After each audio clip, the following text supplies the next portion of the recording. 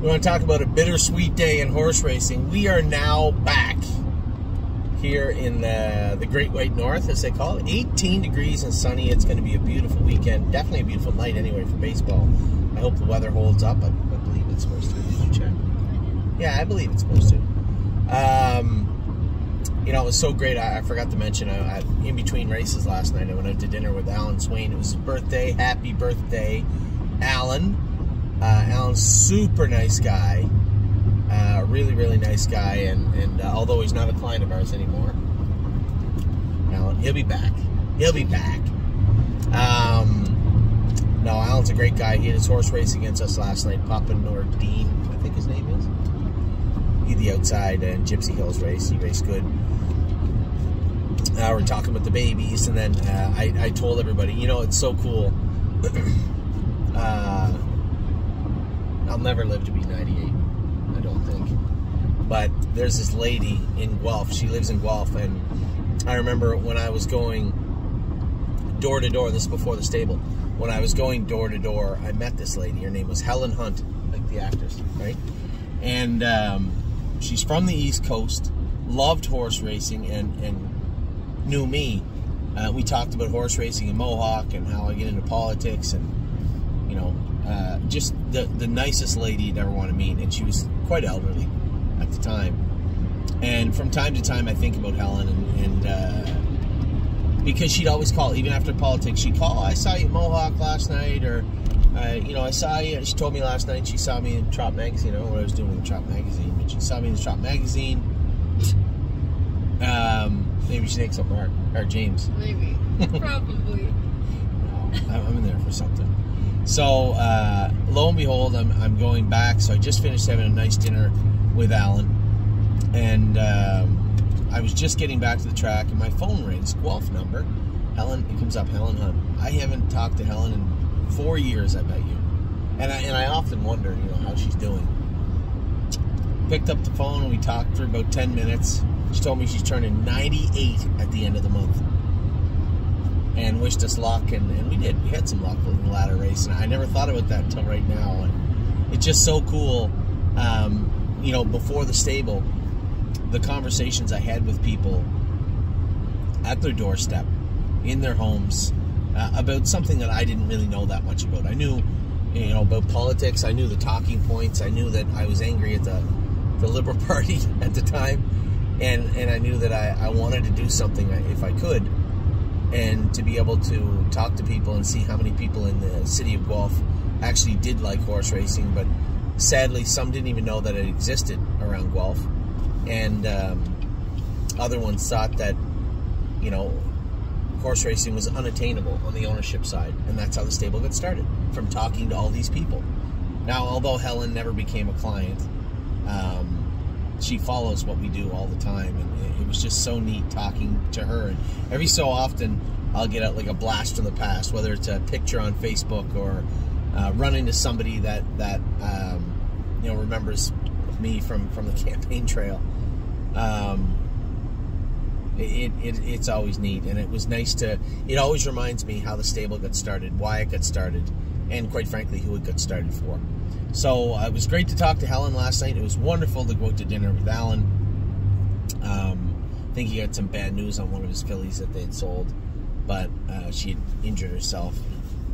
That's kind of crappy, but at the same time, it's an injury that he said that Ryan, the filly that we were supposed to buy, the filly, oh yes, I know, the real beautiful Catch the Fire filly, Ryan Stahl bought her. Nice I'll never forget it. So I had every intention. We had bought, what's her name? Fire and Shine, a beautiful filly, and I had every intention of buying Alan's filly. And as I went to bid, now if you've ever been with me at the Ohio sale, we kind of, at every sale, we kind of stand in the same area for the most part. And I just walked up to they have like the, what are they called? The temporary fences that they put up, the little, you know what I'm talking about. Yes. The ring type things. Anyway, I walk up to the fence, and the bid spotter's there. Bidding starts. I'm waiting, and I bid just as the guy beside me bids. I look, and it's Ryan Stahl. He said, oh, you're bidding on that filly? And I'm like, you know, I want to make sure that Alan's filly goes for a decent amount, but at the same token, Alan knows also, if I'm on the other side of the ring and don't see Ryan Stahl, he probably gets more money for that filly. So she went to a good place. So Ryan's a very good horse person, and you know, we talked briefly about his filly last night, and then found out that she had a line in her cannon bone. Now, those, and now without knowing the extent of the injury, it sounded like it was a line in her cannon bone, and those generally heal up really, really well. So as far as, you know, if you found out that your horse is sore and found out the extent of an injury, and it was a cannon bone, and more times than not, it's not the end of the world. Now, it is going to cost her a 2-year-old season. I think that's a foregone conclusion. We're in May, but will make, or should make, a full recovery, I would imagine. So happy birthday. I know it's not the news you wanted in your birthday, but at the same token, she'll recover and make it back, and that's the most important thing. So today, for us, that was yesterday. Talked to Helen, talked to Alan, went out, had lunch, had supper, got up today, went with the babies. We had a great training day. Very happy with the way the horses look today. I just continue to be so impressed with a number of them, but definitely Gorgeous Package, because she was always just the little runt, right? And that's not to make fun of her, but the expectations going in on her, both from her price point, what she was, and how she looked, were very tempered throughout the winter into the early part of the spring. And she'd shown some talent where she had some pop to her, but there was always, you know, she has these other horses just in our barn that she has to go with. I sat behind her the first time, and man, oh man, what a nice filly. You can just drive her like a little race car. I really hope she turns out to be a useful horse, because, well, one, she definitely looks like she's going to be. The only thing stopping a horse like her from being a super effective animal is just God-given talent, right? Where's that ceiling? And if you know, the sky's the limit, then who knows? It could be any type of horse. But eager to see what she's going to do, because she is a lot of fun to drive. She is an absolute, as I said, just an absolute race car. We had bought her on Gate, right? Out of the field. So again, just super excited to see what she turns into this summer. And even, you know, even if she's a Buckeye, or even if she's a fair filly, it'll be fun to race her. Amy always likes to go to the fairs and go on all the rides and pet the ponies. I remember Amy hates the fairs. I hate them too. No, you don't. And as we went to the fairs the one year, we all, everybody but me, I didn't get sick. Addie gets sick, Amy gets sick, I think Ava gets sick. I don't know if Ollie did. Virtually everybody gets sick, and Amy blamed it. Amy said everybody... No, before, last summer. Remember last year? Got sick at the same time. Remember last year, Addie, you were riding the ponies, and the next day you got sick, and Mommy said it was the pony's fault. The pony gave you COVID. I don't know if she had COVID, but she was sick for sure. So ever since then, it was 2 years ago. Ever since then, Amy has had... Well, it wasn't like you loved the fairs before. Amy doesn't get the same thing from the fairs that I get. I guess you're either a fair person or you're not, because I love the fairs. Addie, you like the fairs, right, honey? Hey, yeah. No, she's gonna ignore me. Okay. You like the fairs, right? Ava, do you like the fairs? Yeah, Ava likes the fairs. I think you're a fair person or you're not. And I just love, you know, it's the same thing as I was telling you guys about with talking to people on their front doors, right? That grassroots kind of feel. I like that, right? You get to see the best in people, and I really, really enjoy that. You don't know how many times people have come up to me at the fairs. Remember the gentleman with the Cheez-Its last year? I love, people are just nice, and you get to see the best side of people when you're at a fair. So I guess that's why I like the fairs.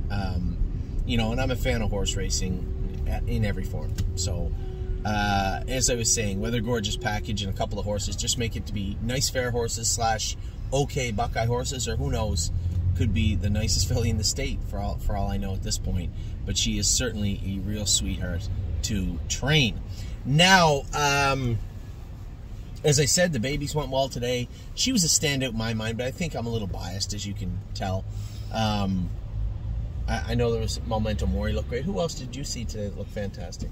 I was thrilled with Memento Mori's a killer. There's no two ways about it. I think he's the top of the food chain. I think right now in our barn, he looked amazing again this morning. Who else? Grandson Dio was okay. Glitter was good.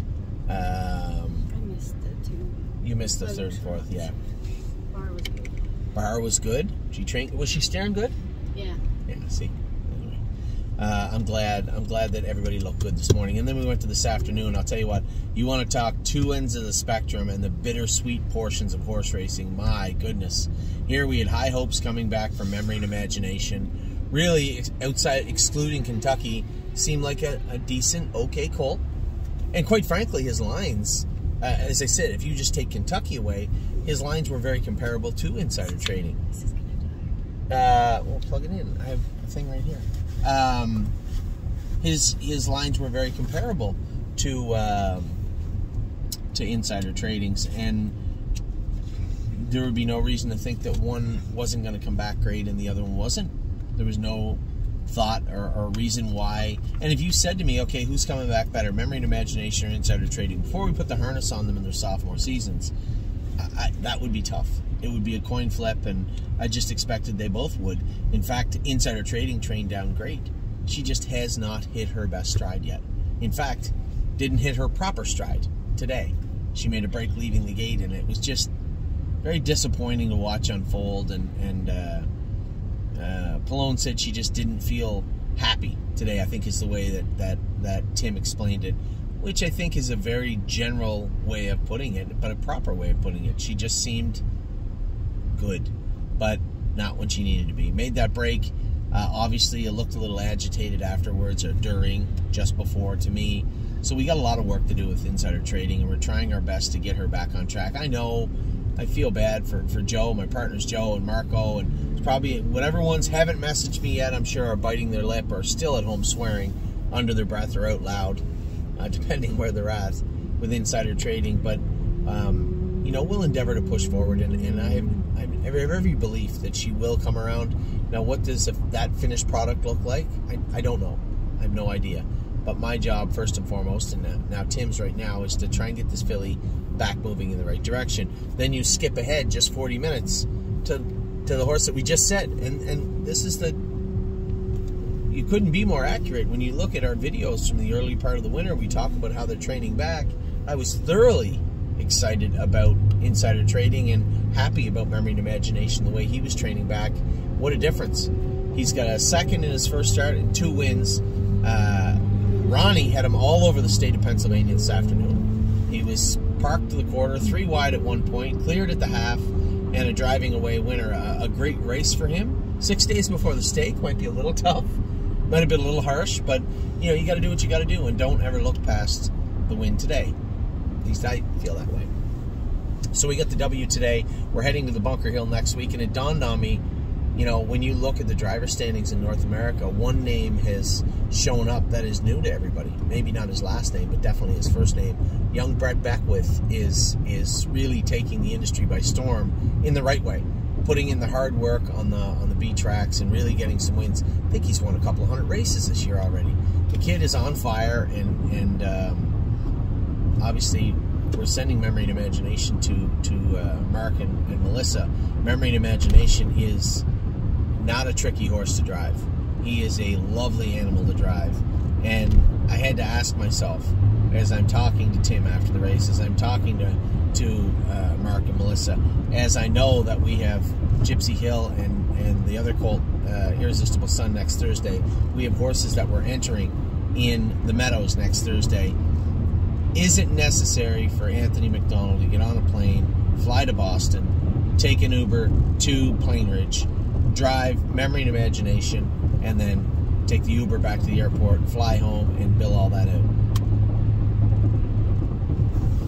As your partner on the horse, it doesn't seem like it to me. There's lots of horses where I'm like, yeah, a little tricky. You gotta watch him at the gate. You gotta watch him. Memory and Imagination's a race car. Just get in, push start, and away you go. So I guess what I'm trying to say in a long-winded way, as I do from time to time, is that I think we have one of the hottest drivers in North America sitting right there. His dad and his mom will be in charge of Memory and Imagination. Why doesn't he just drive the horse? And I think that's where I landed on after taking everything in. Of course, my calendar now, if Gypsy Hill gets beat last night or makes a break in Irresistible Sun, if they look like they don't belong in Scioto, and we're not racing that many horses next Thursday, then I would simply say, no, I'll go drive and make sure everything goes right. I don't want to have any screw-ups.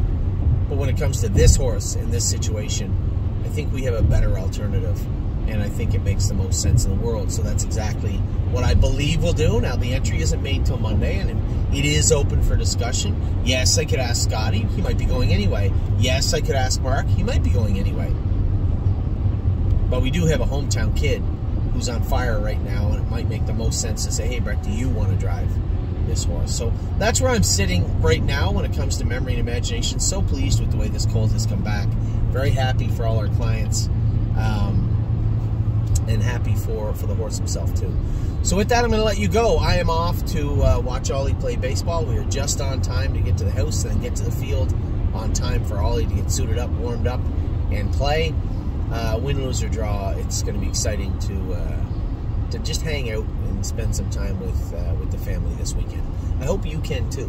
Hope you all have a great weekend. I hope the weather is beautiful wherever you are. If you're around Guelph, drop in, say hello, watch Ollie play some ball. He plays at 5:30 tonight, 9 o'clock tomorrow, and noon. There you go. Anyway, take care. Have a wonderful weekend. I will talk to you all soon. Good luck tonight, whoever's inside.